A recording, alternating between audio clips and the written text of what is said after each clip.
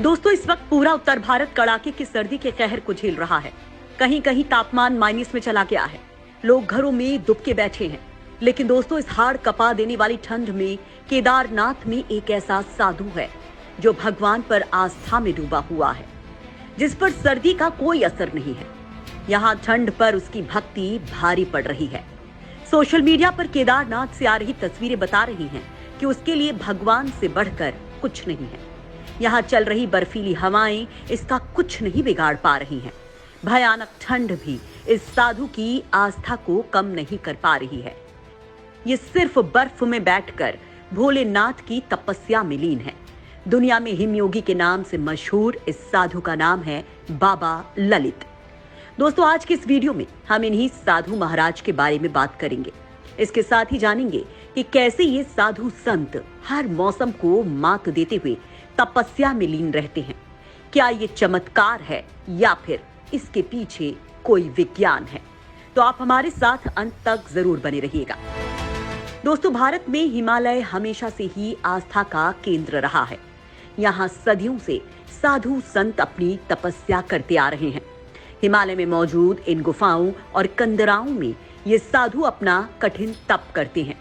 यहाँ कई ऐसी प्राचीन गुफाएं मिलती हैं जहाँ ऋषि मुनि सदियों से घोर तप करते आए हैं। इन्हीं संतों में एक हैं ये हिमयोगी, जो हर साल ठंड के मौसम में यहाँ आकर तपस्या करते हैं। जब सर्दियां शुरू होने के साथ ही केदारनाथ के पट बंद हो जाते हैं। लोगों का आना जाना बंद हो जाता है, क्योंकि बर्फीली हवाओं का ऐसा दौर शुरू होता है कि 5-5 फीट तक बर्फ जमा हो जाती है। चारों तरफ सिर्फ बर्फ का मैदान बन जाता है।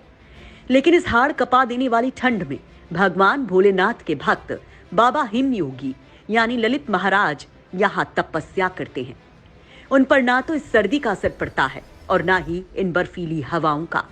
हिमयोगी को सिर्फ ध्यान रहता है तो सिर्फ भगवान शिव का। इनका खुद का कहना है कि अगर इन हवाओं से ही भगवान की भक्ति पर असर पड़ने लगे तो उनकी भक्ति का मतलब ही क्या रह जाएगा। हर साल यहाँ भले ही कितनी भी बर्फबारी क्यों ना हो, लेकिन ललित महाराज केदारनाथ धाम से नीचे नहीं आते हैं।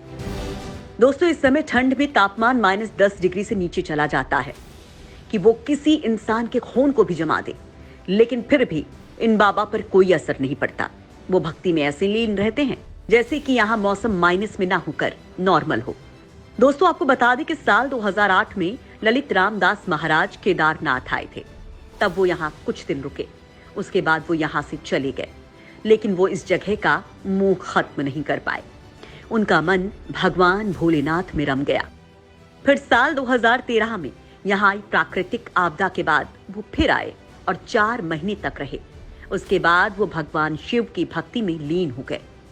हिमयोगी का कहना है कि वैसे तो वो कभी संत नहीं बनना चाहते थे, लेकिन तपस्या करते करते उनके बाल बढ़ गए, तो उसके बाद उन्होंने साधु संतों का वेश धारण कर लिया।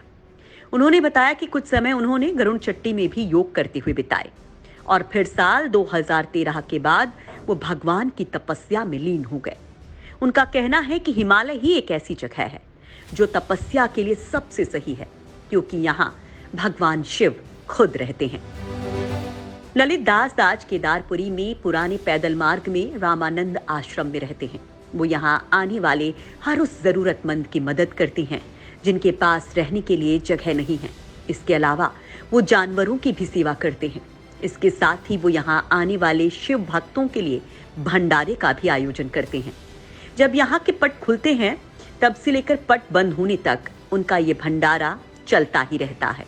इनका आश्रम केदारनाथ मंदिर से मंदाकिनी और सरस्वती नदी के संगम से 200 मीटर की दूरी पर बना हुआ है। महाराज के आश्रम में कम से कम 100 लोग रह सकते हैं। दोस्तों, केदारनाथ तीनों तरफ से पहाड़ियों से घिरा है।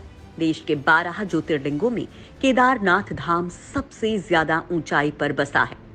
ये धाम मंदाकिनी नदी के किनारे 3581 मीटर की ऊंचाई पर स्थित है।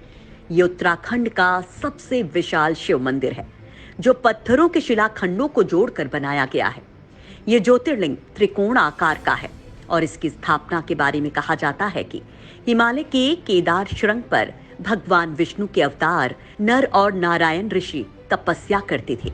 उनकी तपस्या से प्रसन्न होकर भोलेनाथ प्रकट हुए और उन्हें ज्योतिर्लिंग के रूप में सदा वास करने का वरदान दिया। और आज भी लोग इस बात का एहसास करते हैं कि यहाँ भगवान शिव का वास है। लेकिन यहाँ सर्दियों में कभी कभी तो 50 फीट तक बर्फ गिर जाती है, जिसके कारण पट बंद कर दिए जाते हैं। लेकिन विश्व विख्यात केदारनाथ मंदिर के कपाट बंद होने के बावजूद कई साधु संत धाम में ही रहकर तपस्या में लीन रहते हैं। वहीं ललित महाराज भी कड़ाके की ठंड और भारी बर्फबारी के बीच तपस्या करने को लेकर सुर्खियों में रहते हैं। बर्फबारी में उनकी तपस्या में लीन होने की तस्वीरें अक्सर वायरल होती रहती हैं। इन दिनों भी ललित महाराज अन्य साधुओं के साथ बाबा केदार की तपस्या में लीन हैं। दोस्तों, आपने नागा साधुओं के बारे में सुना होगा, जो हिमालय की पहाड़ियों में रहकर तपस्या करते हैं। ये बिना कपड़ों के सिर्फ राख लपेट कर ही यहाँ रहते हैं। इतना ही नहीं, ये बर्फीले ठंडे पानी से नहाते भी हैं। इन्हें इस तरह से करते देखकर हमारे जहन में सवाल खड़े होते हैं कि आखिर ये ऐसा कैसे कर लेते हैं? कैसे इतनी ठंड में बिना कपड़ों के रह लेते हैं? क्यों इन पर मौसम का कोई असर नहीं पड़ता? और साथ ही ये सभी साधु संत हिमालय में ही क्यों रहते हैं? दरअसल दोस्तों, हिमालय हिंदू ग्रंथों के मुताबिक भगवान शिव की भक्ति का केंद्र रहा है, जहाँ कई चमत्कार भी होते हैं। यहाँ कई तरह की चमत्कारी झीलें हैं।